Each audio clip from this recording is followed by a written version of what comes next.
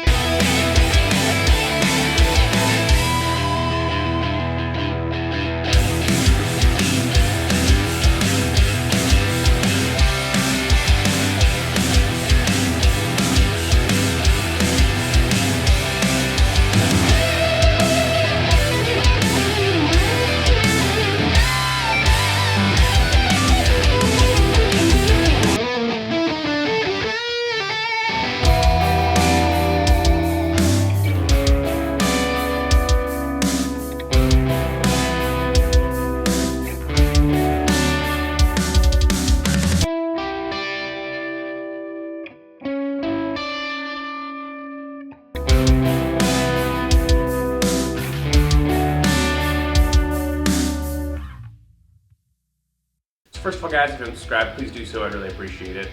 I've got all sorts of stuff coming in really soon, some stuff from Garland and some other cool things that I can't really talk about yet. But I promise it's going to be cool, so please hit that subscribe button. I'd really appreciate it. As always, in Everyday Guitarist, we use sub $1,000 gear. Today is the 65 amps Ventura, which I just picked up from my local Dave's Guitar Shop, which is awesome. And I also used my Squier Classic 5 Telly, and I used my PRS S2 for the guitar solo. I didn't show that in the video, but I did do that. I also used the Garland Effects 1970 fuzz drive for the guitar solo and an ODR1 that was marked in the video. So today we're talking about this guy right here, the 65 amps Ventura. I just picked this up from my local guitar shop here, which is awesome. I love the place, they're super cool dudes. I was like, you know what, I want to get rid of the Archon because I'm just kind of getting bored of it, and that's something that happens to me. It's fine, don't worry about it. So I was looking for something a little lower gain, something that I could hit with pedals, but also has some, grunt to it if I want. So I was messing around and found this for under $1,000, which is awesome, and 65 amps makes a bunch of really cool stuff. It's part of their red line, which is kind of like their professional grade amps with just slightly different transformers. So the blue line is like the really expensive stuff. This is like a step down from that. I think it sounds really good. It's kind of like the Voxy thing, but with like a Marshall kind of back end.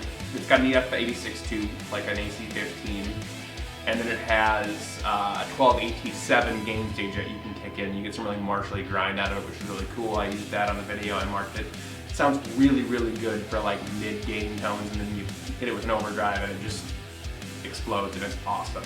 The thing that I'm really, really impressed with on the amp is actually the master volume, which is actually a proprietary master voltage, which is really, really cool because basically it's a power scaling device, basically, but with voltage.